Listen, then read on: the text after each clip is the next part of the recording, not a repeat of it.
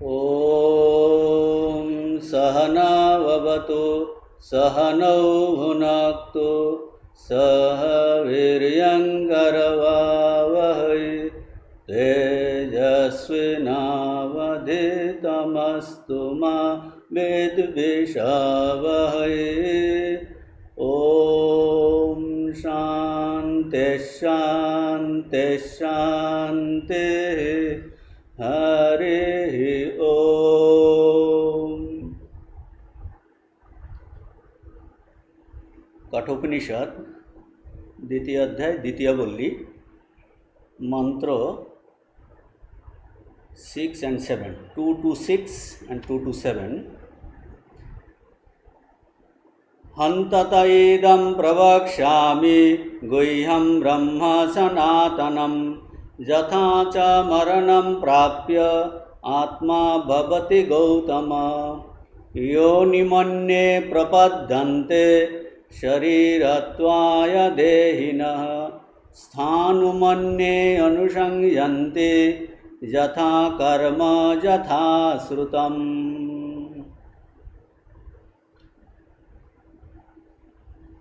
तो आमादेर आजके এই মন্ত্র 6 থেকে হবে নচিকেতার যম নচিকেতার মনোযোগ আকর্ষণ করে বলছেন এখানটায়, হে গৌতম অর্থাৎ হে নচিকেতা, হন্তাতে ইদম, আমি তোমাকে এই গুহ্যম ব্রহ্ম সনাতনম প্রবক্ষ্যামি, গোপনীয় গুরুর শাশ্বত নিত্য ব্রহ্মতত্ত্ব উপদেশ করব, এবং যথা চ মরণম প্রাপ্য আত্মা ভবতি, জীব এই ব্রহ্মকে না জানলে মৃত্যুর পর কিরূপ অবস্থা প্রাপ্ত হয় তাও বলবো। এই দুর্গেয় আত্মতত্ত্ব বা ব্রহ্মতত্ত্ব সকলে জানতে পারে না। না জেনে মৃত্যুমুখে পতিত হলে যে প্রকারে জীব জন্ম মৃত্যুর অনুসরণ করে, যে প্রকারে জন্ম হবে তাও যমরাজ নচিকেতাকে বলবেন। বলে হন্ত তা ইদম প্রবক্ষ্যামি, এটা একটা হন্ত, এটা একটা খুব সুন্দর কথা, এক্সপ্রেশনটা এত সুন্দর, মানে বলতে চাইছেন যে আহা, হ্যাঁ বাছা, তোমাকে একবার বলাতে তুমি ব্রহ্মতত্ত্ব ধারণ করতে পারছো না, দুবার বললেও বুঝতে পারছো না, তিনবার বললেও বোধগম্য হচ্ছে না, তাহলে এসো। ঋষি বলছেন যে আমি তোমাকে আবার বুঝাচ্ছি। হন্ত মানে পুনঃ পুনঃ তোমাকে এই ব্রহ্মতত্ত্ব আত্মতত্ত্ব বলছি। কীরকম ব্রহ্ম? যা গোপনীয়, গুহ্যম ব্রহ্ম সনাতনম। হন্ত শব্দটির আরেকটি অর্থ হলো কৃপাবিষ্ট, দয়াবিষ্ট হয়ে। অর্থাৎ এতভাবে বলার পরও বুঝতে পারছো না, এসো বাছা, আমি তোমাকে আবার বলছি, তোমাকে যুক্তিতর্ক দিয়ে বুঝাচ্ছি, এই অপৌরুষীয় যে অনুভব তার দ্বারা বুঝাচ্ছি। কি বোঝাচ্ছেন? গুহ্যম ব্রহ্ম সনাতনম, যে ব্রহ্মে কোনো এই জীবত্ব নেই, আমিত্ব নেই, কোনো অবিদ্যা নেই, অথচ তাতেই যেন এই সব আশ্রিত হয়ে প্রতীত হচ্ছে, সেই গুহ্য সনাতন ব্রহ্মকে বোঝাচ্ছি বা বলছি। গুহ্যম ব্রহ্ম সনাতনম। যদি তুমি জেনে যাও যে এই আমি, আমরা যে আমি করছি, এই আমি পদের শুদ্ধ অর্থ যদি কেউ জানে, তবে এই শুদ্ধ অর্থের নামই হবে কি? গুহ্য সনাতন ব্রহ্ম। সবাই একে ধরতে পারে না, তাকে ধরার বা জানার আগ্রহ থাকে না, সেই জন্য এই বিশিষ্ট অধিকারীকে বলার অভিপ্রায়কেই বলছেন গোপনীয় বলছেন। ব্রহ্মকে এই গুহ্যম গোপনীয় বলার আরও কারণ আছে। ব্রহ্মের গোপনীয়তা এরকম, এই ব্রহ্ম এমন স্থানে লুকিয়েছে, তার অনুসন্ধানকারীর লক্ষ্য, তাদের দৃষ্টি, চিন্তা বা ধ্যান সেখানে যাচ্ছে না, অন্যত্র যাচ্ছে। সেই রকম যেমন উদাহরণের দ্বারা বোঝা যায়, যেমন আমরা চোখ দিয়ে সবাইকে দেখি, চক্ষু সবাইকে দেখে, কিন্তু চোখ নিজেকে দেখে না। সেই রকম আমরা দ্রষ্টাকে দেখতে পারি না, কিন্তু দ্রষ্টা সবাইকে দেখে, দ্রষ্টা সবাইকে দেখে। এটাই হলো গোপনীয়তা। আরও গুহ্য কি? আরে যেখান থেকে আমি খোঁজার জন্য, অনুসন্ধান করার জন্য নির্গত হই, সেই ব্রহ্ম। যাকে খুঁজি সে ব্রহ্ম নয়, মানে সে একটা অবজেক্ট নয়, একটা বিষয় নয়, মানে ব্রহ্ম বিজ্ঞাত কোনো বস্তু নয়, জ্ঞাত কোনো বস্তু নয়, কারণ সে হলো স্বয়ং বিজ্ঞাতা। এটাও একটা গুহ্য। এই পুরাণের গল্পতে এগুলো খুব সুন্দর করে বুঝিয়েছে যে নরসিংহ ভগবান হিরণ্যকশিপুকে হত্যা করেছেন। প্রহ্লাদ তো তার খুব ভক্ত, কিন্তু তার সন্তান এই বিরোচন, তখন বিরোচনকে তার দৈত্যরা, অন্যান্য দৈত্যরা বিরোচনকে বলে যে প্রহ্লাদ আমাদের বংশের এই বিপরীত আচরণ করছে, সে তো খুবই বিখ্যাত হয়েছে, কিন্তু আমাদের ধর্ম ছেড়ে দিয়েছে। দৈত্যরা বিরোচনকে বলে, যে কাজ তোমার পিতা করেনি সে কাজ তুমি করো, অর্থাৎ তোমার দাদাজিকে, হিরণ্যকশিপুকে যে মেরেছে তাকে তুমি মারো, তার বদলা নাও, তাকে তুমি মারো, তার বদলা নাও। বিরোচন ভয় পেয়ে গেছে। তো অন্যেরা তাকে বুঝালো যে তোমার ভয় পাবার কোনো কারণ নেই। কেন? কারণ নরসিংহ ভগবান প্রহ্লাদকে বর দিয়েছেন। কি বর দিয়েছেন? যে হে প্রহ্লাদ, তোমার বংশে যে জন্মাবে আমি তাকে মারব না। তো অতএব এই দৈত্যরা বিরোচনকে বলছে, তুমি কিন্তু অবদ্ধ, নরসিংহ ভগবান তোমাকে মারবে না, তুমি তাকে মারো। তো বিরোচন তো খুব আনন্দিত, সে নিজের অস্ত্র তুলছে। ভগবান দেখছে একে তো, এই বিরোচনকে তো মারবো না, কিন্তু এ আমাকে তো জ্বালাতন করছে, এ জ্বালাতন করবে, কাজেই ভগবান যেন ভাগছেন, একবার স্বর্গে যাচ্ছেন, একবার বৈকুণ্ঠে যায়, কিন্তু বিরোচন এই গদা নিয়ে পিছনে পিছনে যাচ্ছে। ভগবান কোনো জায়গা পাচ্ছেন না যে শান্তিতে থাকবেন, কোথাও যে শান্তিতে লুকিয়ে পড়বেন তা আর হচ্ছে না। তখন ভগবান ধ্যান করলেন, এবং ধ্যানে এক উপায় বার করলেন যে আমি এখন এমন জায়গায় লুকিয়ে যাব যে আমাকে আর খুঁজে কখনো পাবে না। কি করলেন? এই নারায়ণ তখন এই বিরোচনের আত্মাতে বসে গেছেন। এখন বিরোচন তো সারা দুনিয়ায় এই নারায়ণকে খুঁজছে, কিন্তু নিজের মধ্যে খোঁজেনি, এর জন্য সে আর নারায়ণকে খুঁজে পায়নি। এখন এই নারায়ণের বিক্ষেপ তো তাকে আর ভাগতে হচ্ছে না, সে বিরোচনের আত্মা হয়ে গেছে। নারায়ণের বিক্ষেপ তো মিটে গেল, কিন্তু খোঁজার জন্য যে বিক্ষেপ তার এই বিরোচনের, সেই বিক্ষেপ কিন্তু রয়ে গেল। খোঁজার জন্য বিক্ষেপ তো বিরোচনের রইল। তাহলে বিরোচনকে বলছে, যাদের এই দৃশ্যতে রুচি, আমার চাই, আমার সুন্দর বাগান চাই, আমার ফল চাই, আমার ভোগ চাই, আমার শব্দ চাই, স্পর্শ চাই, রূপ চাই, রস চাই, গন্ধ চাই, বলছে এরাই হলো যাদের এই দৃশ্যতে রুচি, এরাই হলো বিরোচন। এরকম ব্যক্তি বিরোচন হয়ে গেছে। মানে বলতে চাইছে যারাই বাইরেতে ভগবানকে খুঁজছে তারাই বিরোচন। তো বিরোচন তো এই নারায়ণকে খুঁজছে, কিন্তু তাকে পাচ্ছে না। তাকে এখন পাওয়ার জন্য বিরোচন কী করছে? যজ্ঞ শুরু করছেন। যজ্ঞ শুরু করেছেন। এখন দেবতারা দেখলো যে ভগবান একে তো মারতে পারবে না, কিন্তু বিরোচন যদি যজ্ঞে সফল হয়ে যায় তাহলে তো মুশকিল, সে দেবতাদেরও খুব জ্বালাতন করবে। দেবতারা তখন কি করলো? একজন এই ব্রাহ্মণের রূপ ধরে এসে বিরোচনকে বললেন যে হে বিরোচন, ভগবান তোমার ভয়ে পালিয়ে গেছে, তো তোমার মতো শক্তিশালী আর কেউ নেই, আমি তোমার শক্তির প্রশংসা করছি, আমাকে কিছু দান করো। বিরোচন সেই ব্রাহ্মণরূপী দেবতাকে বলেন, হে ব্রাহ্মণ দেবতা, যা চাইবেন তাই আমি দেব। আমি কি না দিতে পারি? আমি তো মরব না, আমি অজর অমর, আমাকে কেউ মারতে পারবে না। সো তাহলে তখন কি করছেন? ব্রাহ্মণরূপী এই দেবতা বললেন, তুমি আমাকে তোমার শরীর দান করো। বিরোচন এই নিজের শরীর ব্রাহ্মণকে দান করে দিয়েছেন। কাজেই তখন বিরোচন দেবতাদের অধীনে এলো। এই বিরোচনের পুত্র হলো বলিরাজ। এই পুরাণে এইরকম কথা আছে। তো এই কথার শোনানোর উদ্দেশ্য কি? উদ্দেশ্য হলো ভগবান কোথায় লুকিয়ে পড়েছে।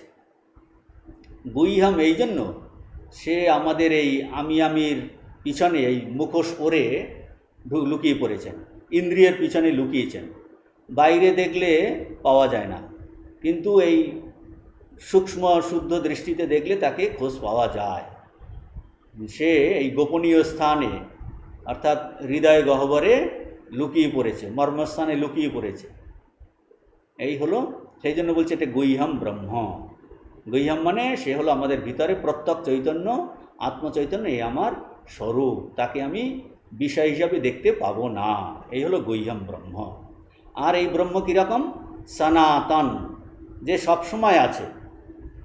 আমার আত্মা থেকে ব্রহ্ম কখনো আলাদা হতে পারে না, ভগবান আলাদা হতে পারে না, কখনো আলাদা হয়নি, কখনো হবে না। এ সনাতন সত্য। আর ব্রহ্ম মানেই হলো পরিপূর্ণ, বৃহত্তৎ ব্রহ্ম। ব্রহ্ম মানে অনন্ত, আর সনাতন মানে অবিনাশী। এ হলো আমাদের স্বরূপ, অনন্ত আর অবিনাশী। এর জ্ঞান হলে, অর্থাৎ এই আত্মজ্ঞান হলে শোক মোহ সব কিন্তু দূর হয়ে যায়, সব কিন্তু দূর হয়ে যায়। তো বলছেন এই যে আমরা এখন এর 226 মন্ত্রের ভাষ্য দেখব। হন্তে ইদানিম, হন্ত ইদানিম পুনরপি তে তুভ্যম গুইহম গোপ্যম ব্রহ্ম সনাতনম চিরন্তনম প্রবক্ষ্যামি। যৎ বিজ্ঞানাৎ সর্ব সংসার উপরম ভবতি অবিজ্ঞানাচ্চ যস্য মরণম প্রাপ্য যথা আত্মা ভবতি যথা সংসরতি তথা শৃণু মে গৌতম। এই খুব ছোট ভাষ্য। বলছেন যে অ্যাকচুয়ালি যমরাজ পরবর্তী মন্ত্র থেকে যে বিষয়ে শিক্ষা দিতে যাচ্ছেন, এই বর্তমান মন্ত্রে তা বলছেন। এটা যেন একটা প্রতিজ্ঞাসূচক মন্ত্র, স্টেটমেন্ট। পরে যে মন্ত্র আসছে তার ভূমিকা, তারই ভূমিকা। হন্ত, হন্ত ইকুয়াল টু ইদানিম। হন্ত মানে এই মনোযোগ আকর্ষণাত্মক অব্যয়। আচ্ছা, আহা, তুমি বুঝতে পারছো না? সুতরাং ঋষি এই কৃপাবিষ্ট হয়ে পুনরায় বলছেন এই ভাব এখানে কি, ইদানিম পুনরপি তে equal to তুভ্যম, ইদম গুইহম equal to গোপ্যম, Brahma সনাতনম, সনাতনম equal to চিরন্তনম প্রবক্ষ্যামি। হে গৌতম, অর্থাৎ নচিকেতা, হে নচিকেতা, এখন পুনরায় তোমাকে এই গোপনীয় চিরন্তন ব্রহ্মতত্ত্ব বলবো, প্রবক্ষ্যামি। আর এই ব্রহ্মতত্ত্ব গুহ্য মানে গোপনীয়, কেননা এই ব্রহ্মতত্ত্ব তো অতীব সূক্ষ্ম এবং সহজে ধারণা করা যায় না। আগেও ব্রহ্মতত্ত্ব বলেছেন, কিন্তু যেহেতু সূক্ষ্ম তাই সহজে ধারণা করা হয় না, তাই পুনরায় বলছেন। যৎ বিজ্ঞানাৎ মানে যে সনাতন ব্রহ্মকে জানলে সর্ব সংসার উপরম ভবতি। বলছেন যে ব্রহ্মতত্ত্বকে জানলে, অর্থাৎ ব্রহ্মতত্ত্ব উপলব্ধ হলে সংসারের সম্পূর্ণ নিবৃত্তি হয়। অর্থাৎ কিনা মোক্ষ পাওয়া যায়, সেটাই বলতে চাইছেন। আর যাকে অনুভব করতে না পারলে অবিজ্ঞানাৎ চ যস্য মরণম প্রাপ্য, যস্য অবিজ্ঞানাৎ মানে আর যাকে অনুভব করতে না পারলে, অবিজ্ঞানাৎ মানে অনুভব করতে না পারলে মৃত্যুর পর মরণম প্রাপ্য, মৃত্যুর পর দেহি কি হয়, যথা আত্মা ভবতি, বলছেন এই দেহি জীবাত্মা যেরূপ হয়ে থাকে, সে যেরূপ এই অর্থাৎ কি নাম যেরূপ হয়ে থাকেন, অর্থাৎ যেরূপ মানে মৃত্যুর পর যে সংসার গতি লাভ করেন, আত্মা ভবতি যথা সংসারতি, যেরকম তার গতি হয় সংসারতি, যেরকম সংসার গতি লাভ করেন, হে গৌতম তাও শোনো। তো এই হলো এই সিনিয়র গৌতম। সিনিয়র গৌতম হলো বাজশ্রবস, আর এই জুনিয়র গৌতম হলো নচিকেতা। এরকম সেই জন্য গৌতম আগে ছিল গৌতম ওর পিতা বাজশ্রবস, আর এই জুনিয়র গৌতম আমরা অনেক সময় এটাকে বলছি নচিকেতা। তাহলে এই দুদিক দিয়েই বললেন, যৎ বিজ্ঞানাৎ যার জ্ঞান হলে, যাকে জানলে জন্ম মৃত্যু, এই ক্ষুধা তৃষ্ণা শোক ও মোহ এসবের আত্যন্তিক নিবৃত্তি হয়ে যায়, মোক্ষপ্রাপ্ত হয়। আর যাকে না জানলে অর্থাৎ ব্রহ্ম অজ্ঞান, আত্ম অজ্ঞান, এই অজ্ঞানের জন্য কি হয়, অজ্ঞানবশত আমরা নিজেকে এই জন্ম মৃত্যুর অধীন, ক্ষুধা তৃষ্ণা বিশিষ্ট ও শোক মোহ গ্রস্তাধীন বলে মনে করি এবং পুনঃ পুনঃ আমাদের জন্ম মৃত্যু জমের অধীনে চলে যাই। তো তার কথা বলছেন, এই হলো এই ভাষ্যের অর্থ। আমরা পরের মন্ত্রতে চলে যাচ্ছি। পরের মন্ত্র হলো যোনি মন্যে প্রপদ্যন্তে শরীরত্বায় দেহিনঃ স্থানু মন্যে অনুসংযন্তি যথা কর্ম যথা শ্রুতম। তো মন্ত্রের শব্দার্থ হবে এরকম যে যথা শ্রুতম, যথা কর্ম, যথা কর্ম মানে ইহজন্মে কৃত নিজ নিজ কর্ম অনুযায়ী যথা কর্ম, আর যথা শ্রুতম নিজ নিজ অর্জিত বিজ্ঞান বা চিন্তা অনুযায়ী।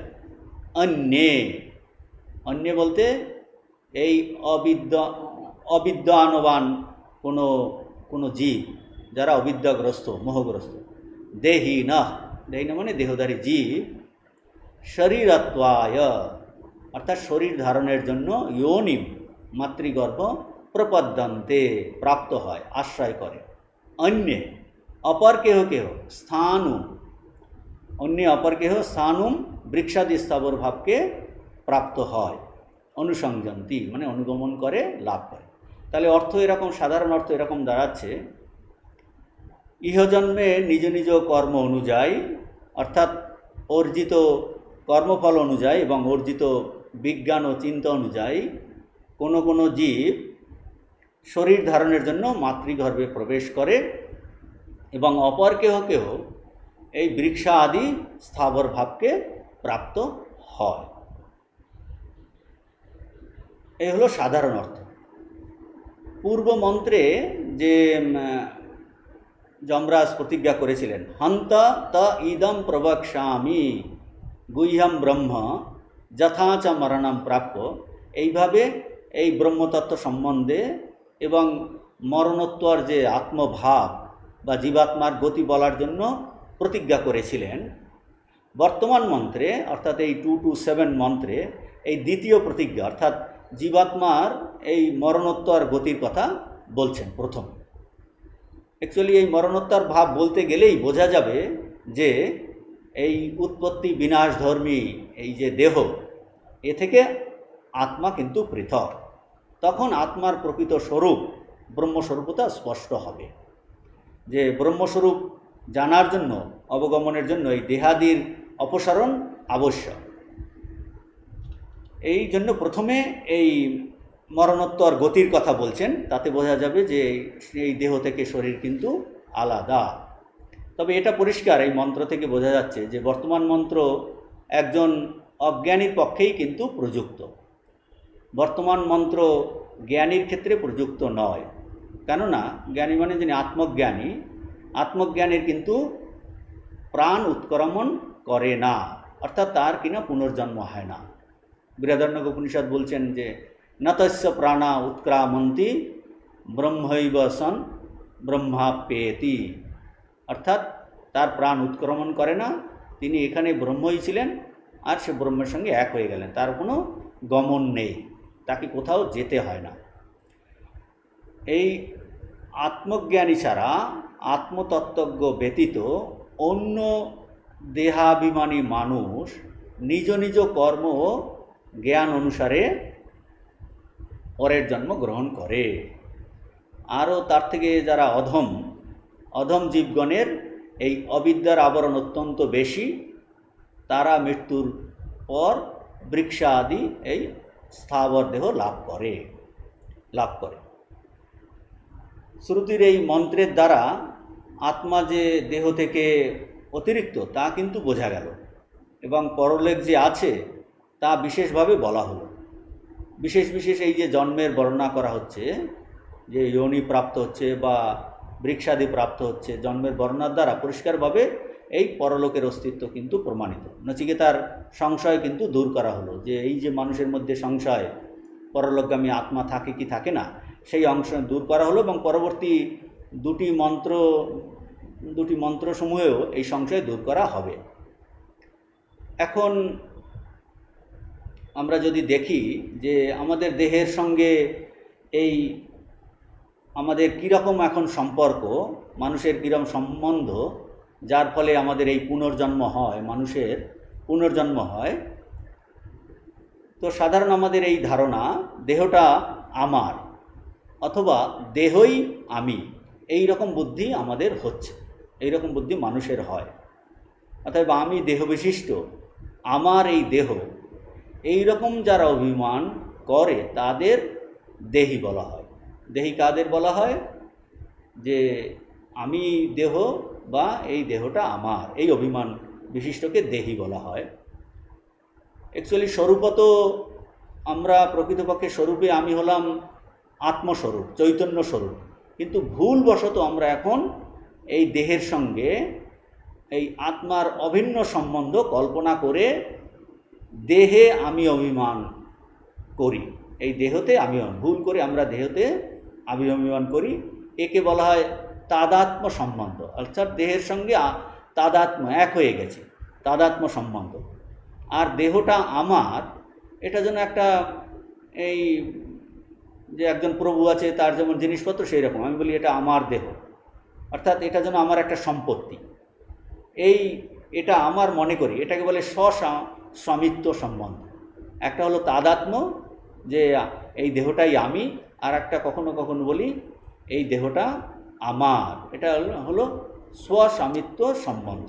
এরকম বেদান্তে এই টেকনিক্যাল টার্ম ইউজ করে, একটা হলো তাদাত্ম ভাব আর একটাই স্বস্বামিত্ব সম্বন্ধ। তাহলে মোদ্দা কথাটা কি দাঁড়ালো যে এই যে এইভাবে অভিমান বিশিষ্ট হয়, দেহটা ভাবি আমি বা এটা আমার, এই রকম অভিমান বিশিষ্ট আত্মাকে দেহি বলে।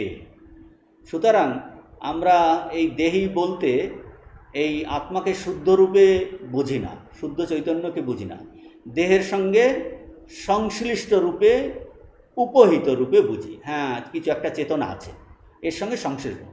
আর এখানে এই যে দেহি না, এই বহুবচন থাকায় বুঝতে হবে কি দেহি একটা নয়।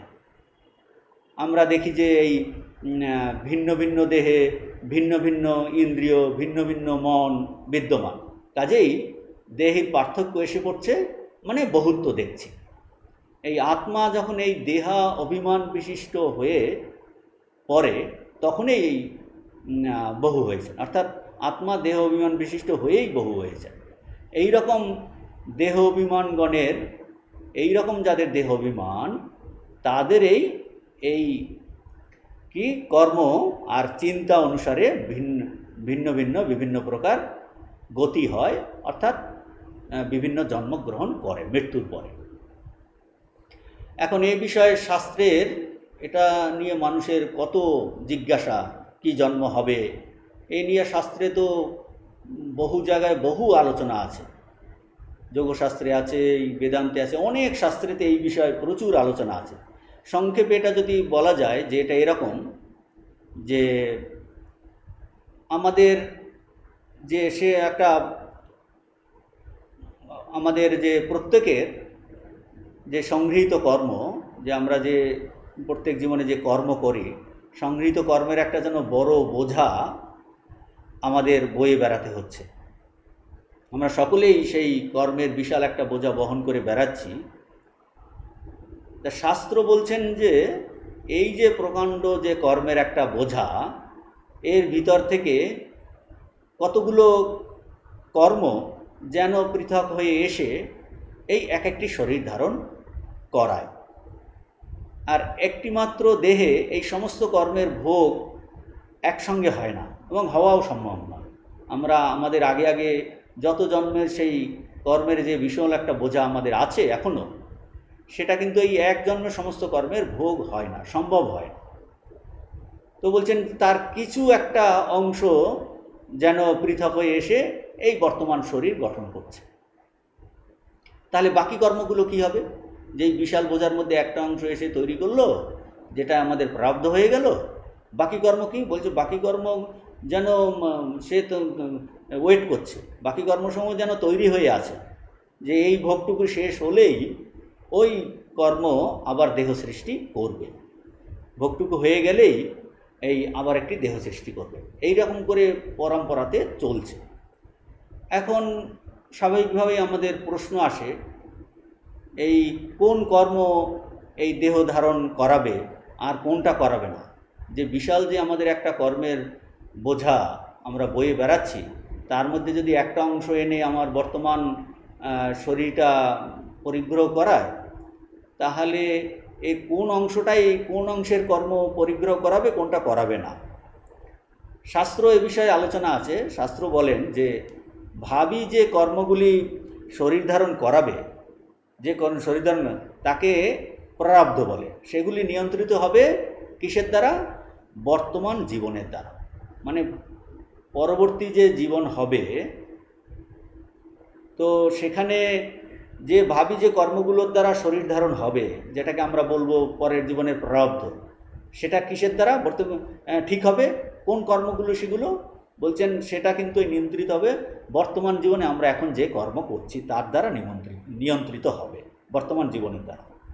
অর্থাৎ কি না, এই সহজ করে বললে বোঝা যাবে যে এই জীবনে যদি সৎভাবে কাটে, সৎভাবে কাটাতে পারি, সৎভাবে কাটে, শুভ সংস্কার, শুভ চিন্তা, এইভাবে এইটা যদি অর্জন করা যায়, তাহলে তার এই ফলে, তার প্রভাবে অনুরূপ কর্মগুলো এসে, মানে এই জীবনটা সৎভাবে সৎ চিন্তাতে পুণ্যকর্মে কাটলো, এর প্রভাবে কি হবে? ওই অনুরূপ কর্মগুলো যেগুলো অলরেডি আগের কর্ম আছে, সেই অনুরূপ কর্মগুলো যেন এগিয়ে এসেই পরবর্তী জীবন ধারণ করায়, তারা জীবন ধারণ করানোর জন্য এগিয়ে আসে, অ্যান্ড সেগুলোকে আবার আমরা তখন প্রারব্ধ বলি। তখন আমরা সেগুলোকে প্রারব্ধ বলি। এখন প্রশ্ন হচ্ছে, এই যে সব কর্ম পরবর্তী জীবনের জন্য বেছে নেওয়া, যে কিছু অংশ এগিয়ে আসে, বর্তমানে আমরা শুভচিন্তাতে শুভকর্মে কাটালাম, তাহলে আগের যে সব শুভকর্ম ছিল সেই শুভকর্মের ফলগুলো এগিয়ে এসে এই চিন্তার দ্বারা প্রভাবিত হয়ে আমার নেক্সট জন্ম হবে। বলছে এই সিলেকশনটা কে করবে? যে পরবর্তী জীবনের জন্য কে এই সব কর্ম বেছে নেয়? আমি নিজেই কি এইটা বেছে নেই?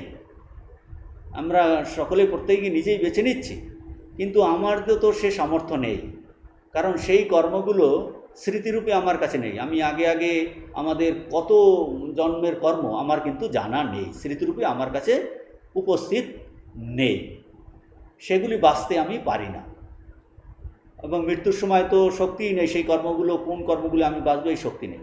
বলছে এই জন্য বেদান্তে এর পশ্চাতে কোনো চেতন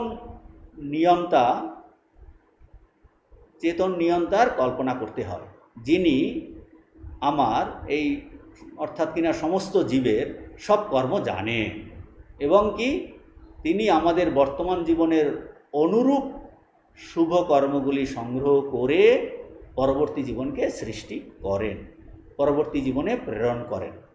বেদান্তে এই চেতন নিয়ন্তা হলেন, একে বলে ঈশ্বর, কর্মফলদাতা ঈশ্বর। সমস্ত জীবের সমস্ত কর্ম ঈশ্বরকে অবলম্বন করে থাকে, সূক্ষ্মরূপে ঈশ্বরের মনে থাকে। এখন এই পরবর্তী জন্মের জন্য যেই কর্মের নির্বাচন, এটাতে কিন্তু তার হাত, আমার হাত না। কারণ আমার ওই কর্মগুলো কিন্তু আমার মনে নেই, কোনো জীবেরই মনে থাকে না। কাজেই এই নির্বাচনটা ভগবান করেন। কিন্তু এই নির্বাচন কি আন্তাবৃ নির্বাচন? বলছেন না। তবে সেই নির্বাচনের জন্য আমাদের বর্তমান জীবনের অপেক্ষা থাকে। বর্তমান জীবনে যদি সৎভাবে চালাতে পারি, সৎ চিন্তা করি, তাহলে এই পূর্ব জন্মের যে শুভ অশুভ যেরকম কর্মই সঞ্চিত থাকুক না কেন, বর্তমানে শুভ কর্মের ফলে পরবর্তী এই প্রারব্ধ শুভ হবে। মানে আগের শুভ কর্মগুলো এসেই তখন সেইগুলো যোগ দিয়ে বর্তমান জীবনের প্রভাবে সেটা কিন্তু প্রারব্ধ পরবর্তী জীবনে শুভ হবে। আর যদি না করি, তাহলে কি হবে? এই অশুভ কর্ম যেগুলো সঞ্চিত আছে সেইগুলি এগিয়ে এসে পরবর্তী জীবন তৈরি করবে। অর্থাৎ এই জীবনে আমরা বর্তমানে যে শুভ কর্ম করছি, শুভ চিন্তা করছি, সেইটা যদি পার্সেন্টেজ বেশি, তার প্রভাব যদি বেশি হয়, সেই রকম সংস্কার হয়, তাহলে কিন্তু ওই আগের যে শুভ কর্ম, শুভ চিন্তা আছে, সেইগুলো এগিয়ে এসে এর সঙ্গে যুক্ত হয়ে প্রাপ্ত হবে। কিন্তু এই জীবনটা যদি আমরা অসৎ চিন্তায়, অসৎ কর্মে, নিষিদ্ধ কর্মে কাটাই, সেই চিন্তার দ্বারা আমাদের চিন্তান্বিত হই, তাহলে কিন্তু এই মৃত্যুর সময়ও সিলেকশনটা কীরকম হবে? ওই আগের কর্ম এসে, আগের অশুভ কর্ম, অশুভ চিন্তা এসে এই দুটো মিলে কিন্তু পরের জন্ম হয়। এই জন্য তাহলে প্রয়োজন কি? এই জন্য সবচেয়ে প্রয়োজন এই বর্তমান জীবনটি খুব ভালোভাবে চালানো, যাতে পরবর্তী জীবন ভালো হয়। গীতায়ও ভগবান এই কথাই বলছেন, ইয়ম যম বাপি স্মরণ ভাবম তাজত্তন্তে কালেবরম তম তমে বৈতি কৌন্তেয় ইত্যাদি ইত্যাদি। যে চিন্তাগুলিকে অনুসরণ করে একজন দেহত্যাগ করে, মৃত্যুকালের সেই প্রবল চিন্তাগুলি তার পরবর্তী জীবন গঠনে সাহায্য করে, পরবর্তী জীবন গঠনে ওই চিন্তা তাকে সাহায্য করছে। অর্থাৎ এই গীতাতে সংক্ষেপ করে বলা হয়েছে, কি বলা হয়েছে? যদি ভগবানকে চিন্তা করতে করতে কেউ দেহত্যাগ করে, তাহলে সে ভগবানকেই লাভ করে। যদি অসৎ চিন্তা করে দেহত্যাগ করে, তাহলে সে অসৎ যোনি প্রাপ্ত হয়। এখানে সেই কথাই বলছেন বর্তমান মন্ত্রে, যথা কর্ম যথা শ্রুতম। নিজ নিজ কর্ম ও জ্ঞান চিন্তা অনুসারে তার পরবর্তী জীবন নিয়ন্ত্রিত হয়। কারণ শুভ কর্ম, যথাকর্ম মানে যদি সে কন্টিনিউয়াস শুভ কর্ম করে আর শুভ চিন্তা করে, তাহলে শুভ সংস্কার হবে। শুভ চিন্তা এইভাবে করতে করতে কিন্তু এই কর্মচিন্তা উভয়ই শুভ। আর এই শুভকর্ম, আর যদি কারো শুভকর্ম বাইরে কিছু একটা শুভকর্ম করলো কিন্তু ভিতরে চিন্তা অশুভ, সেক্ষেত্রে কিন্তু তার অশুদ্ধ চিন্তা হয়ে গেল। তো এইরকম অনেক ক্ষেত্রেই এই বাইরের কর্ম কিন্তু হয়তো নিম্নকর্ম আমরা দেখতে পাই, কেউ পূর্বকর্ম করছে। যেমন এই কসাই, আমরা মহাভারতে যে উদাহরণ আছে, বাইরের কর্ম কিন্তু হিংসা কর্ম মনে হচ্ছে, কিন্তু তার মনটা এত শুদ্ধ, শুভ। কাজেই এই কেউ এরকম আছে, এই ঠাকুরের কথামৃত গল্প আছে যে দুই বন্ধু, তো একজন নিষিদ্ধ স্থানে যাচ্ছে আর একজন ভাগবত শুনতে গেছে। নিষিদ্ধ স্থানে গিয়ে সে ভাবছে যে আমার বন্ধু কত পুণ্যকর্ম করছে বা ভাগবত শুনছে, আর আমি কিনা এই নিষিদ্ধ স্থানে এসেছি।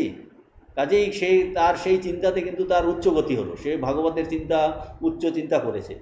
আর যে বন্ধু ভাগবত শুনছিল, সে বন্ধু বলছে যে আমার বন্ধুটা অন্য জায়গায় গিয়ে কত আনন্দ করছে, ভোগ করছে, আর আমি কিনা এখানে ভ্যার করে এই ভাগবত শুনছি। তার কিন্তু নিম্নগতি হলো। এইগুলো এই উদাহরণের মাধ্যমে বোঝাচ্ছে। এই জন্য এই দুটোরই গুরুত্ব আছে, কর্ম প্লাস চিন্তা। হয়তো বাইরের কর্মটা দেখা যাচ্ছে সে অন্য কর্ম, ক্রূর কর্ম, অশুভ কর্ম মনে হচ্ছে, বা খারাপ জায়গাতে গেছে, কিন্তু তার চিন্তাটা কি? চিন্তা ছিল কিন্তু ওটা। তো এই জন্য বলবেন, এগুলো পরে আরও ব্যাখ্যাতে আসবে। তাহলে আমাদের এই নিজেদেরও তার এর দ্বারা যে সারাংশটা কী বেরোলো, সারাংশ এটাই বেরোলো যে আমাদের নিজেদের করণীয় অনেকখানি থাকে, ভগবত নিয়ন্ত্রণও মানতে হয়। আমাদেরও স্বতন্ত্র খানিকটা স্বীকার করতে হয়, মানে আমাদের করার শুভচিন্ত করার এই স্বাধীনতা পুরুষকার প্রয়োগের স্থান আছে, আর ভগবানেরও এই নিয়ন্ত্রণ আছে, যে দুটোই আছে। ঠাকুর এইটাকে বোঝানোর জন্য এই উদাহরণ দিয়েছেন, যে শ্রীরামকৃষ্ণদেব যে উদাহরণ দিয়ে বোঝাচ্ছেন যে ভগবান কিছুটা এই স্বাধীনতা তো সবাইকেই দিয়েছেন। তিনি উদাহরণ দিচ্ছেন যে একটা গরু একটা খুঁটিতে বাঁধা আছে, তো সেখানে সে ইচ্ছা করলে সেই যে যতটুকু দড়ি আছে সেই জায়গার মধ্যে পুরো ঘাসটা সে খেতে পারে, অর্থাৎ পুরুষকার অ্যাপ্লাই করে সেটা করতে পারে। তাহলে মালিক দেখে হয়তো সেই দড়িটা আরও একটু বাড়িয়ে দিল, ইচ্ছা হয়তো খুলে দিল, অর্থাৎ কিনা সে গরুটা পুরোটারই ঘাস খেয়েছে, পুরুষকার অ্যাপ্লাই করেছে। সেই রকম মানুষের মধ্যে যে এই কর্ম করার ইচ্ছা, মানুষের কর্তাভাব আছে, ভালো মন্দ তার বিচার আছে, সে যদি এই নিজের পুরুষকার অবলম্বন করে শুভচিন্তা, শুভকর্ম, ভালো কাজ, অধ্যাত্ম চিন্তা, ঈশ্বর চিন্তা এইসব করে, কিছুটা ভালো জিনিস তো আমরা বুঝতেই পারি ভালো কোনটা মন্দ, তাহলে কিন্তু এই যে স্বাধীনতাটা আমাদের আছে, তা এইটা করতে করতে করতে করতে তাহলে কি দেখা যায়, আগের যখন মৃত্যুর সময় ওই শুভ চিন্তাই কিন্তু আসে। তখন আগের যে শুভকর্ম আছে, পুণ্যকর্ম আছে, সেইগুলো এসেই এই পরবর্তী জন্ম গ্রহণ করায়, যদি না সে মুক্ত হয়ে যায় এই জীবনেই। তো এই জন্যই বলে, যদি কেউ অকপটভাবে আন্তরিকভাবে চেষ্টা করে, সাধন ভজন করে, সদা ভগবানকে স্মরণ মনন করে, যেমন গীতাতে ভগবান বলেছেন, তস্মাৎ সর্বেষু কালেষু মাম অনুস্মরা যুদ্ধ চ, বলছেন তাহলে কি হবে, সব সময় তাকে স্মরণ মনন করে এই কাজকর্ম করলে, যৎ করসি যদস্নাসি যজ্জোচি দদাচি যৎ তপস্যাসি কৌন্তেয় তৎকুরুষ্য মদার্পণম। তো তাতে কি হবে, বলছে এই মৃত্যুকালেও সেই একই চিন্তা মনে আসে। মৃত্যুকালে বিষয় চিন্তা যাতে না আসে, তার জন্য আমাদের এই হুঁশিয়ার থাকতে বলেছে। তার জন্য এই জীবনব্যাপী অভ্যাসের দরকার আছে, যে মৃত্যুর সময় যাতে মনের গতি কল্যাণমুখী হয়। সেই জন্য বলে যে তুমি যাই করছো জব ধানের সেটা, কিন্তু মরতে জানতে হয়, মরতে কিন্তু জানতে হবে, ঠিকভাবে মরতে জানতে হবে, কারণ সেই অনুযায়ী কিন্তু এই পরের জন্ম গ্রহণ। তবে মৃত্যুর সময় যে চিন্তা আসবে, সে কিন্তু এই আগের যে কর্ম আর যার জ্ঞান চিন্তা অনুযায়ী, সংস্কার অনুযায়ী কিন্তু আসবে, তখন আর নিজের সামশক্তি থাকে না। সেই জন্য বলছে তস্মাৎ সর্বেষু কালেষু মাম, বলছে তুমি চেষ্টা করে যাও যাতে মৃত্যুর সময় এই ভগবান চিন্তা আসে, ঈশ্বর চিন্তা আসে, অন্য কিন্তু এই পাঁচফোড়ন তেজপাতার চিন্তা যাতে না আসে, প্রদীপের তেল পুড়ে যাচ্ছে এই চিন্তা যাতে না আসে, কথামৃতে এইসব উদাহরণ দিয়েছেন ঠাকুর। তার জন্য কিন্তু নিয়ত চেষ্টা করুন, মানে এই পুরুষকার অ্যাপ্লাই করে ভগবান যতটা আমাকে শক্তি দিয়েছে, যতটা পুরুষকার দিয়েছে, সেটাকে এই ভালোভাবে লাগানো। আমার তো কর্তাবত্ব আছে, সেই কর্তাবতটাকে এখন ভালো দিকে লাগানো, যাতে এই কর্তাবতটা চলে যায়। এখন এই বিষয়ে আমাদের আরও অনেক প্রশ্ন আসে, কারণ এটা খুবই এই বিষয়ে মানুষের নানা জিজ্ঞাসা প্রশ্ন, শাস্ত্রেতেও তার উত্তর কতভাবে দিয়েছেন। যেমন কেউ যদি এই যোগ অভ্যাস করে, কিন্তু যোগে সিদ্ধি লাভ করলো না, তার তখন শরীর চলে গেল, অর্থাৎ কিনা এই ভগবত সাধনায় জীবন অতিবাহিত করেছে, আন্তরিকভাবে করেছে, কিন্তু ভগবান দর্শন হয়নি, তাহলে তার কি গতি হবে? সব সাধনায় কি ব্যর্থ হবে? গীতায় অর্জুন ভগবানকে এই প্রশ্ন জিজ্ঞেস করেছেন। ভগবান অর্জুনকে সাহস দিয়ে বলেছেন, নাহি কল্যাণকৃত কশ্চিৎ দুর্গতিম তাত গচ্ছতি, শুভকারী কোনো ব্যক্তি দুর্গতি প্রাপ্ত হয় না।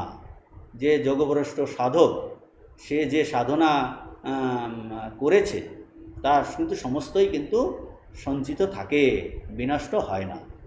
মৃত্যুর পর সেই যোগভ্রষ্ট কোথায়, তারও উত্তর ভগবান ওখানে দিয়েছেন এই ষষ্ঠ অধ্যায়। সদাচার সম্পন্ন পবিত্র শ্রীসম্পন্ন গৃহে জন্মালো, অথবা এই যোগীদের যোগীরূপে সিদ্ধিলাভের উপযুক্ত শরীর নিয়ে এই যোগীদের পরম্পরাতে কুলে, সেই রকম কুলে জন্মগ্রহণ করলো। আর কি, এই পূর্ব অভ্যাস অনুসারে আবার সেই যোগ সাধনায় প্রবৃত্ত হয় এবং সিদ্ধির পথে সে এগিয়ে যায়। অর্থাৎ যে যা সে করে এগিয়েছিল, সে সেই সঞ্চিত ধন নিয়েই কিন্তু জন্মগ্রহণ করে আবার সেই নিয়েই এই জন্ম আরম্ভ করে, সেখান থেকে আবার সাধনা শুরু করে। এইটা হলো অর্থ। আর শাস্ত্রে, এই উপনিষদে এই আরও বিভিন্ন প্রকারের এই বিষয়ে নির্দেশ আছে। শাস্ত্র বলছেন যে আমাদের এই দেহান্তের গমনের 3টি পথ আছে। দেহান্তের গমনের 3টি পথ, একটা হলো দেবযান মার্গ, আর একটা হলো পিতৃযান মার্গ, আর তৃতীয় স্থান হলো জায়স্য মৃয়স্যের পন্থা। তৃতীয় স্থান হলো জায়স্য মৃয়স্য। এই 3টে পন্থার কথা বলেছেন। 3টে পন্থা কি? 3টে পন্থা হলো যারা এই সকামভাবে এই শাস্ত্রীয় কর্ম করেছেন, যে যাতে ইহলৌকিক উন্নতি চাই, পরলোকে আমি স্বর্গ চাই, বলছে যারা সকামভাবে কর্ম করেছে, কোনো উপাসনা করেনি, তারা কোথায় যাবে? এই পিতৃলোকে গমন করে, বিবিধ এই সুখ সমৃদ্ধি ভোগ করে, এবং ভোগের ক্ষয় হলে সে পৃথিবীতে জন্মায়। তার চেয়ে শ্রেষ্ঠতর হলো কি? দেবযান, দেবতাদের পথ, যা ঊর্ধ্বতর লোক, আরও বেশি ভোগের স্থান। বলছেন এই উচ্চতর স্থানে যারা যান, তাদের ভিতর কেউ কেউ ভোগের শেষে পুণ্যের দ্বারা অর্জিত যে দেবত্ব, সেটা ক্ষয় হয়ে গেলে আবার পৃথিবীতে ফিরে আসে। কিন্তু আর একটা ক্যাটাগরি আছে, অর্থাৎ কিনা এই দেবযান মার্গের দুটো ভাগ। একটা অর্জিত দেবত্ব ক্ষয় হয়ে গেলে ফিরে আসে, আর তাদের মধ্যে একদল আছেন যাদের মনের শুদ্ধি এত বেশি প্রবল যে তাদের আর ফিরতে হয় না, তারা এই পথে ক্রমশ এই মুক্তি লাভ করে, এই ক্রমমুক্তির পথ, এই রকম বলেছেন। আর যারা তৃতীয় জায়স্য মৃয়স্যের দল, তারা কীরকম? যাদের কোনো বিশেষ কোনো শুভকর্ম করা নেই, আবার অশুভ কর্মও যারা তেমন কিছু করেনি, তারা এই তৃতীয় পর্যায়ে, এই জন্মাচ্ছে, এই মরছে, কোনো লোকে যাবার মতো সে কাজ করেনি বলে বারবার এই জন্ম মৃত্যুর অধীন হচ্ছে। যমরাজ বলেছেন পুনর্বশমাপদ্যতে মে। গীতার 8ম অধ্যায় এই দেবযান আর পিতৃযান মার্গের কথা বলা আছে। শুধু তাই নয়, এই মৃত্যুর পরবর্তী পর্যায়গুলিও খুব বিস্তৃত করে ওই 8ম অধ্যায়তে 24 আর 25 ওই শ্লোকগুলোতে ওখানে ভগবান এইগুলো আলোচনা করেছেন। আমরা এই মৃত্যুর পরের গতি সম্বন্ধে মোটামুটি একটা ধারণা পেলাম, এবং বর্তমান জীবন কিভাবে নিয়ন্ত্রিত হওয়া উচিত যাতে পরে শুভজন্ম হয়, উচ্চগতি হয়, তাও কিছুটা এই বুঝতে পারলাম। এখন আমরা এই বর্তমান ভাষ্য দেখব, বর্তমান মন্ত্রের ভাষ্য দেখব।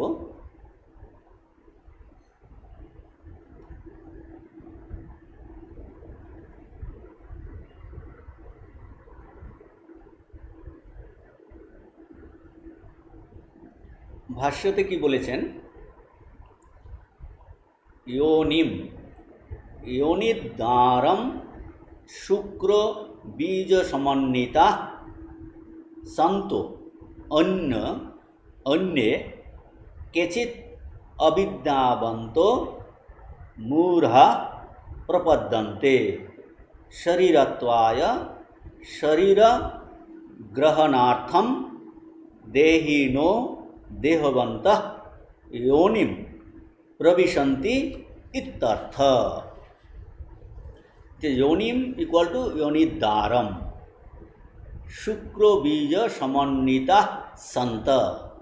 বলছেন শুক্র বীজ সমন্বিত হয়ে যোনিদ্বার প্রাপ্ত হয়। কারা প্রাপ্ত হয়?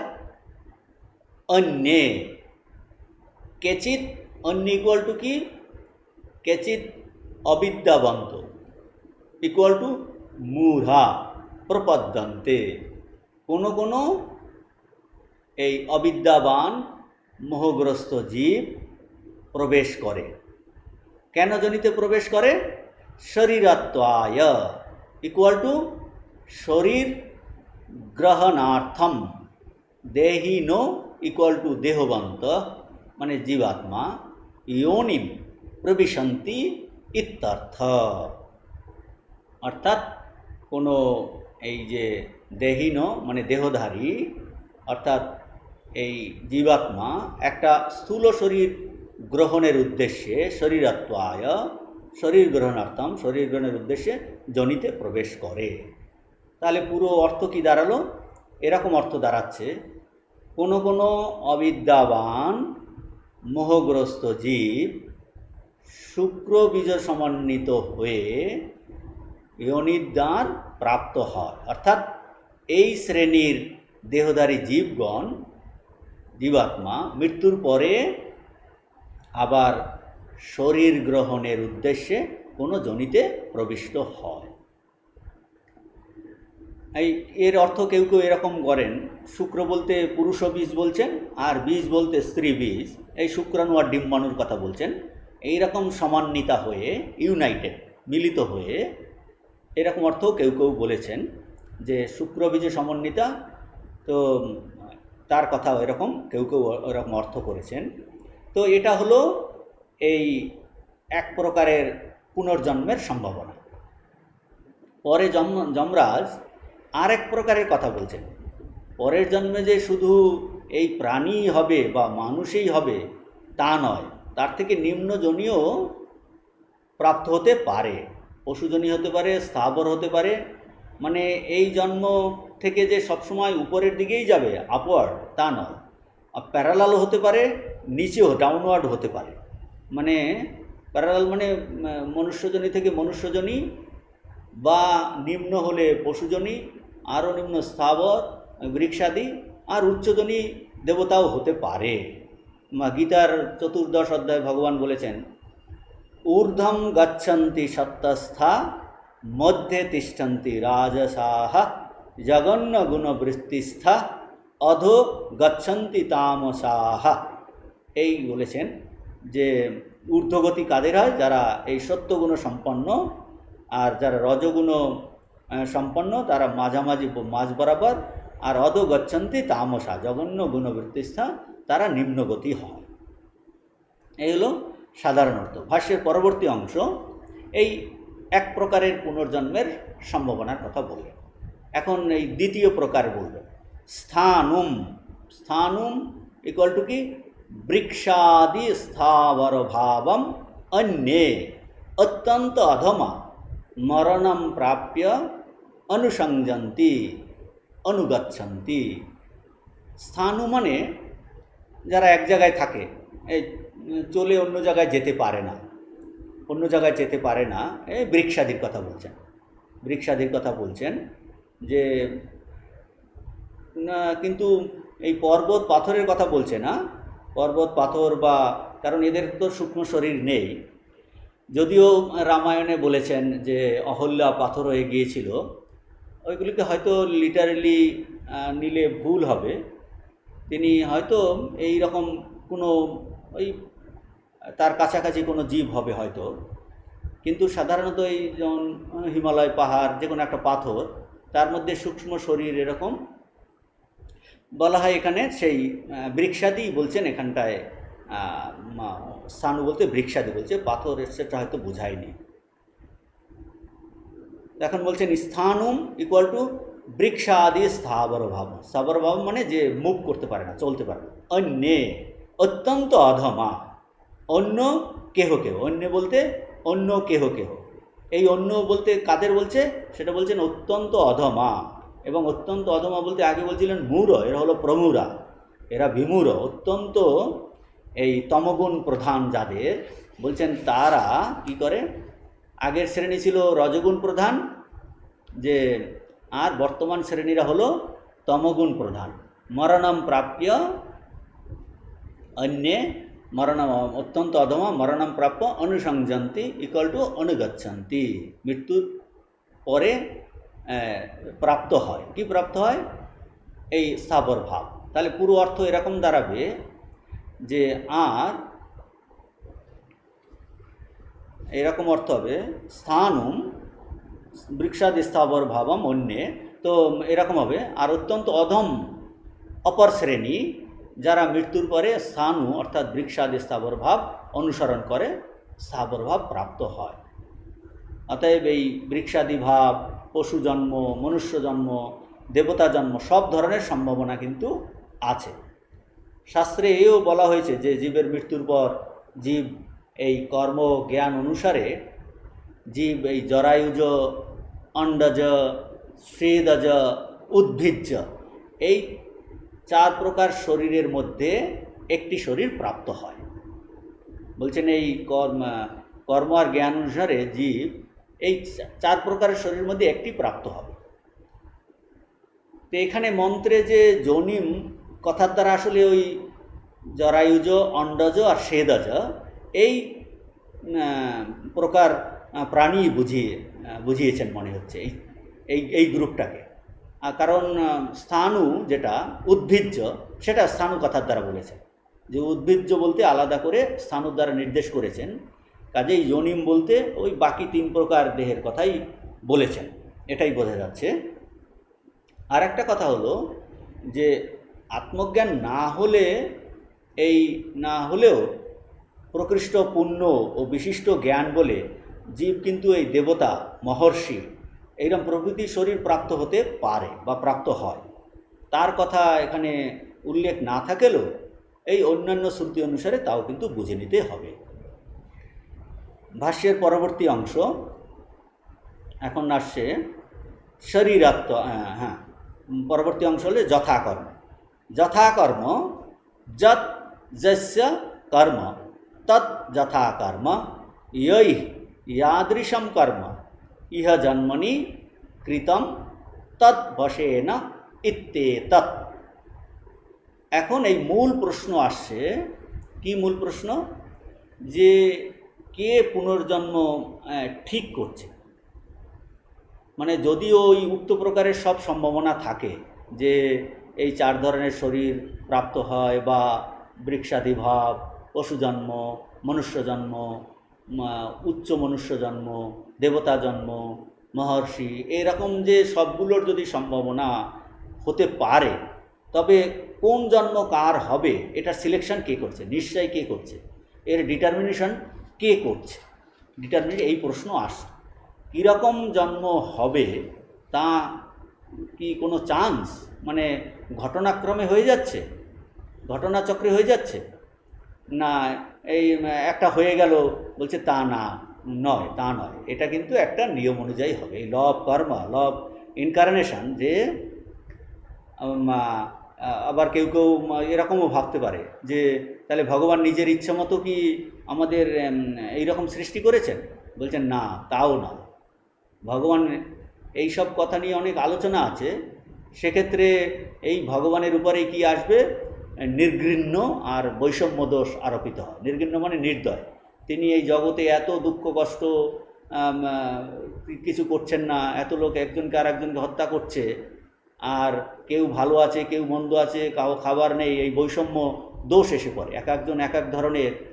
তো বলছেন তিনিই কি এইভাবে সৃষ্টি করেছেন? বলছেন না, এর জন্য ভগবানকে ব্লেম করলে হবে না। তবে কিসের জন্য? বলবে জীব এই নিজেরা তাদের বর্তমান জীবনের কর্ম ও পূর্বজন্মের কর্মের দ্বারা এইটা কিন্তু নির্ধারণ করে। তাহলে ঈশ্বরের কি ভূমিকা আমরা সেটা আগে আলোচনা করেছি। এই যে কোন কর্ম সিলেকশনে এই ঈশ্বর কিন্তু বর্তমান কর্মচিন্তা অনুযায়ী সেই কর্ম সিলেকশন করে। ঈশ্বরের ভূমিকা নিয়ে আমরা এই কর্মফলদাতা ঈশ্বরের নিয়ে প্রথমেই আমরা আলোচনা করেছি। এখন এখানে এই জীবের ভূমিকার কথা মেইনলি বলা হচ্ছে, জীবের ভূমিকার কথা। যথাকর্ম অর্থ কি করেছেন? যৎ যস্য কর্ম তৎ যথাকর্ম। মানে একটি জীবের যেসব পুণ্য পাপ কর্ম করা হয়েছে সেই অনুযায়ী, যৎ যস্য কর্ম তৎ যথাকর্ম, যৎ যস্য কর্ম তৎ যথাকর্ম। কোনো জীবের যা কর্ম তা হলো যথাকর্ম। সেই কর্মই কিন্তু ডিটারমিন করবে, নিশ্চয় করবে পরের জন্ম কীরকম হবে, পরের জন্ম ওই জীবের কীরকম হবে। ভাষ্যের পরবর্তী অংশে আছে ওই যথাকর্মের এই ব্যাখ্যা করেছেন, ইয়ই যাদৃশম কর্ম ইহ জন্মনি কৃত। ওই যথাকর্মের এই ব্যাখ্যা করছেন আবার, ইয়ই যাদৃশম কর্ম ইহ জন্মনি কৃতম। যে সমস্ত কর্ম জীব এই জীবনে করেছে, তা যে সমস্ত জীব এই জীবন করেছে সেটা হলো ইয়াদৃশম কর্ম ইহ জন্মনি কৃতম। যেরকম কর্ম এই জীবনে কৃত হয়েছে, যার দ্বারা হয়েছে, জয়ী যার দ্বারা হয়েছে মানে ওই জীবের দ্বারা, সেই অনুযায়ী। তাহলে এর এবং লাস্টে আছে তদ বসে না। তদ মানে কর্ম, বসে না মানে তার নিয়ন্ত্রণে, কন্ট্রোল, গভর্নড বাই। বলছে তদ বসে না, তদ সেই কর্মের বসে, সেই কর্মের বসে, সেই কর্মের শক্তিতে, সেই কর্মের দ্বারা পরিচালিত হয়। তাহলে এইরকম অর্থ হবে, এরকম অর্থ হবে যথা কর্ম যৎ যস্য কর্ম তৎ যথা কর্ম ইহ যাদৃশম কর্ম ইহ জন্মনি কৃতম তৎ বসে না ইত্যে তৎ। এর অর্থ হবে যে যার যা কর্ম যথাকর্ম এই জন্মে এবং আগের জন্মেও যে যেরূপ কর্ম করেছে সেই কর্ম অনুসারে তৎ বসে না, সেই কর্ম অনুসারে সে কিন্তু। আর পরবর্তী অংশ এখন বলবেন, এটা হলো একটা কম্পোনেন্ট যথাকর্ম। আর একটা কম্পোনেন্ট এখন বলবেন, তথা চ যথাশ্রুতম ইয়াদৃশঞ্চ বিজ্ঞানম উপার্জিতম তদ অনুরূপম এব শরীরম প্রতিপদ্যন্তে ইত্যর্থ। কেবল বর্তমানেই পরবর্তী জন্মকে নির্ধারিত করবে না। জীব যেরূপ জ্ঞান অর্জন করেছে, যেরূপ চিন্তাভাবনা করেছে, উপাসনা করেছে, তাও পরবর্তী জন্ম নির্ধারণে অংশগ্রহণ করে। সমস্ত জীবনে কি চিন্তা করেছে, কি তার জ্ঞান হয়েছে, মানে কি তার বোধ, তার চেতনাটা কীরম, এগুলো সব এই মানসকর্ম। এই জন্য শুধু কেউ যদি শুধু জীবনভর শুধু টাকা পয়সার অর্থের চিন্তা করছে, বা শুধু নিজের আত্মীয় স্বজনের কথা, শুধু দেহের কথা চিন্তা করে, বলছে সেটাই তার উপাসনা হয়ে যাবে, মানসিক কর্ম ওই চিন্তাটা। মানে কাজেই এই সমস্ত লৌকিক চিন্তা, লৌকিক জ্ঞান, আবার কেউ হয়তো শাস্ত্রীয় চিন্তা করেছে, শাস্ত্রীয় চিন্তা বিচার সেই চিন্তা করেছে। সুতরাং সব এই শারীরিক কর্ম আর সব মানসিক কর্মের উপর এটা ডিপেন্ড করে। যার যেটা প্রাধান্য, যেটার দ্বারা সে অবসেশন, মানে যার যেটা আবেশ, মানে এই রকম মনের ভাব হয়েছে ওই তার কর্মের দ্বারা, যেগুলো তার মনে আসে, সেইটা এখানটায় বোঝাচ্ছেন যে যথাচ তথাচ।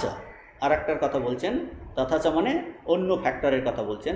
যথাশ্রুতম, যে যথাশ্রুতম মানে যে ধরনের বিজ্ঞান অর্থাৎ যে প্রকার তার লৌকিক চিন্তা, শাস্ত্রীয় চিন্তা, অধ্যাত্ম চিন্তা, এই চিন্তা হলো তার মানসিক কর্ম। তাও পাপ ও পুণ্য হতে পারে, মানসিক চিন্তা পাপ পুণ্য হতে পারে। মনে মনে অশুভ চিন্তা পাপ, মনে মনে অশুভ চিন্তা করলেও সেটাও পাপ, মানে তাতে কিন্তু সংস্কার হয়। কাজেই এখানে অর্থ কী দাঁড়ালো, যে যথাচ এবং যথাশ্রুত অর্থাৎ যেরূপ জ্ঞান অর্জন করেছে, যে সমস্ত মানসিক সংস্কার তার অর্জন করেছে, সেই অনুসারে যাদৃশম চ বিজ্ঞানম উপার্জিতম তদ অনুরূপম এব, সেই অনুসারে শরীরম প্রতিপদ্যন্তে ইত্যর্থ, শরীর প্রাপ্ত হয়। ইহাই মন্ত্রের অর্থ। এর ভাষ্যের লাস্টে শুধু একটু অংশ আছে, যথা প্রজ্ঞম হি সম্ভবাহ ইতি শ্রুত্যন্তরা। আর শঙ্করাচার্য বলছেন যে আর অপর শ্রুতিতেও এইরূপ বলা আছে যে জন্ম কীরকম হয়, জন্ম নিজ নিজ জ্ঞান বা সংস্কার অনুযায়ী হয়। যথাপ্রজ্ঞম মানে ওই জ্ঞান সংস্কার চিন্তা সেই অনুযায়ী পরবর্তী ক্ষেত্রে কিন্তু এরকম হচ্ছে। এখন একটা প্রশ্ন হতে পারে যে কর্ম অনুসারে জন্ম হয় আর জ্ঞান অনুসারে জন্ম হয়, এ কথা বলবার প্রয়োজন কি? এই জ্ঞানের কারণতা স্বীকারের প্রয়োজন কি? তার উত্তরে এরকম বলা যায় যে কেবল কর্ম এই জন্ম প্রসব করতে পারে না। কারণ এই রাগ দেশ প্রভৃতি যদি চিত্তের যে ক্লেশগুলি এইগুলো যদি ক্ষীণ হয়ে যায় তাহলে কর্ম কিন্তু যথোপযুক্ত রূপে ফল দিতে পারে না। যেমন কোনো মানুষ হয়তো কোনো গরিত কর্ম পাপ কর্ম করল, সে সেই গরিত কর্ম তার মনে সেই রূপ খারাপ চিন্তা জন্ম দিল, কিন্তু সেই চিন্তার ফলে এই বাসনারূপ তার মনে ওইরূপ জ্ঞান সংস্কার থাকলো। মৃত্যুর পর তার ওই কর্ম বা ওই চিন্তা ওই জ্ঞানের সহায় তদনুরূপ জন্ম প্রসব করে, যে ওই চিন্তা তার মনে সংস্কার হলো, সেই অনুযায়ী পূর্বের কর্ম এসেও তার প্রারব্ধ হলো এবং তদনুরূপ জন্ম হলো।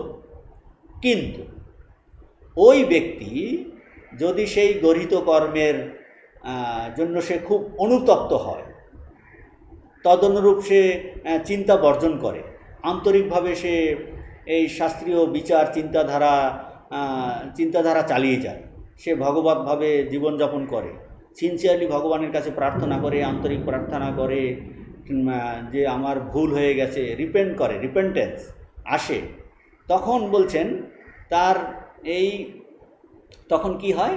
এইভাবে চালিয়ে গেলে তখন তার সেই কর্ম, ওই যে আগে সে গরিত কর্ম করেছিল, তা কিন্তু ওই সহায়ক জ্ঞানের অভাবে, কারণ সহায়ক জ্ঞানটা চিন্তাটা এখানে কি হলো, সে রিপেন্টেন্স করে তার সংস্কারকে শুদ্ধ করেছে, আর অশুভ চিন্তা করছে না, পাপ চিন্তা করছে না, গরিত চিন্তা করছে না, করে তাহলে ওই পূর্বের যে অশুভ কর্ম গরিত কর্ম এখন কিন্তু সহায়ক জ্ঞানের অভাবে, যে আর অশুভ জ্ঞান চিন্তা সে পাচ্ছে না, অভাবে সে ফল দিতে পারে না। মানে যেহেতু তার অশুভ সংস্কার ক্ষীণ হয়ে গেছে, কাজেই সেটার ফল দিতে পারে। কিন্তু কখনো কোনো সময় যদি ওই গরিত কর্ম তার সহায়ক রূপে গরিত চিন্তাকে প্রাপ্ত হয় তাহলে সেটা ফল দেবে, পরবর্তীকালে সে ফল দিতে পারে, সে কিন্তু ওয়েট করে থাকবে। তো কিন্তু সে যদি ওই প্রকারে পাপ চিন্তার সাহায্য না পায়, অর্থাৎ ওই গরিত কর্ম, আগের অশুভ কর্ম, গরিত কর্ম, পাপ কর্ম যদি সে পুনরায় পাপ চিন্তার সাহায্য না পায় তাহলে কি হবে? এবং অতিশয় সে পরবর্তীকালে অতিশয় পুণ্যকর্ম, পুণ্যচিন্তা ধারা উৎপাদন করলো এবং পরিশেষে আত্মজ্ঞান লাভ করলো। বলছে তাহলে আর তার সেই ওই যে আগের অশুভ কর্ম, পাপ কর্ম চিরতরে কিন্তু সেগুলো নষ্ট হয়ে যায়। এই পুণ্যকর্মের বেলাতেও কিন্তু ওইরকম বুঝতে হবে। যে কীরকম বুঝতে হবে? মানে যেমন যে কর্ম সেইরকম চিন্তা বা জ্ঞানকে সহায়ক না করে ফল দিতে পারে না। কোনো কর্মই সেইরূপ চিন্তা বা জ্ঞানকে সহায়ক না করে কিন্তু ফল দিতে পারে না। পুণ্যকর্ম পাপ চিন্তার সাহায্যে পুণ্য ফল উৎপাদন করতে পারে না। পুণ্যকর্ম পাপ চিন্তার সাহায্যে পুণ্য ফল উৎপাদন করতে পারে না, অথবা এই পাপ কর্ম পুণ্য চিন্তার সাহায্যে পাপ ফল উৎপাদন করতে পারে না। এই জন্য এই মন্ত্রে যথা কর্ম যথা শ্রুতম এই দুটি পদ ব্যবহার করেছেন।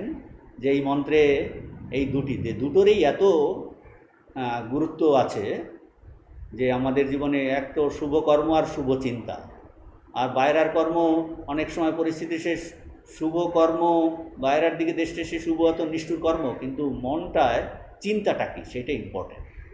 যে এই মন্ত্রে যমরাজ যে তার পূর্ব প্রতিজ্ঞাত যে পূর্ব প্রকৃত কি যথাচ মরণম প্রাপ্য আত্মা ভবতি এই অংশের কিন্তু উত্তর দিয়েছেন যে যথাচ মরণম প্রাপ্য আত্মা ভবতি এই অংশের উত্তর দিয়েছেন। তাহলে আমাদের কি কর্তব্য? যে আমাদের কর্তব্য কিন্তু এই জীবনেই যদি এই মুক্তি লাভ করা যায়, ভগবান দর্শন করা যায়, তাহলে ভগবান দর্শনে কিন্তু এই কোনো আর সে কিন্তু আর কোনো কর্মফল আর ভোগ করতে হবে না, এই জীবনে মুক্ত হয়ে যাওয়ার চেষ্টা। এই জন্যই বলে যে এই মনুষ্য জীবন আমরা পেয়েছি, এটা হলো শ্রেষ্ঠ জীবন, মনুষ্য শরীর ধারণ। এই জীবনেই কিন্তু এই স্বরূপকে জানা যায়, ভগবানকে জানা যায়, আত্মজ্ঞান লাভ করা যায়, ব্রহ্মজ্ঞান লাভ করা যায়। এই জন্য বলে জীবন মুক্তি সুখপ্রাপ্তি হে তবে জন্মধারিতম আত্মনা নিত্য মুক্তেনা নতু সংসার কাম্যয়া। যে জীবন মুক্তি সুখপ্রাপ্তি এইটা লাভের জন্যই কিন্তু এই মনুষ্য জন্ম। ঠাকুর যেমন বলেছেন এই মনুষ্য শরীর আমরা পেয়েছি ভগবান লাভের জন্য, তাহলে সেই উদ্দেশ্যে এই জীবনটা অতিবাহিত হওয়া উচিত। আজকে এই পর্যন্ত। আমরা পরের ক্লাসে পরের মন্ত্র থেকে শুরু করব, বা একটু আলোচনা বাকি আছে সেটা করে আমরা পরের আলোচনা শুরু করব। আজকে এই পর্যন্ত। ওম শান্তি শান্তি শান্তি হরি ওম তৎসৎ। শ্রীরামকৃষ্ণার্পণমস্তু।